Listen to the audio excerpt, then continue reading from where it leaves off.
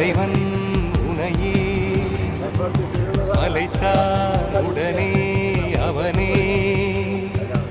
அழகை படைக்கும் திறமை முழுக்க உன்னுடன் சார்ந்தது என் விழி சேர்ந்தது விடிய விடிய மடியில் கிடக்கும் பொன்வினை உன்மேனி மீட்டட்டும் என் மேனி இறைவினில் வந்து கலந்திடு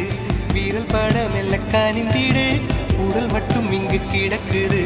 உடன் வந்து நீயும் உயிர் கொடு பல்லவன் சிற்பிகள் அன்று பண்ணிய சிற்பத்தில்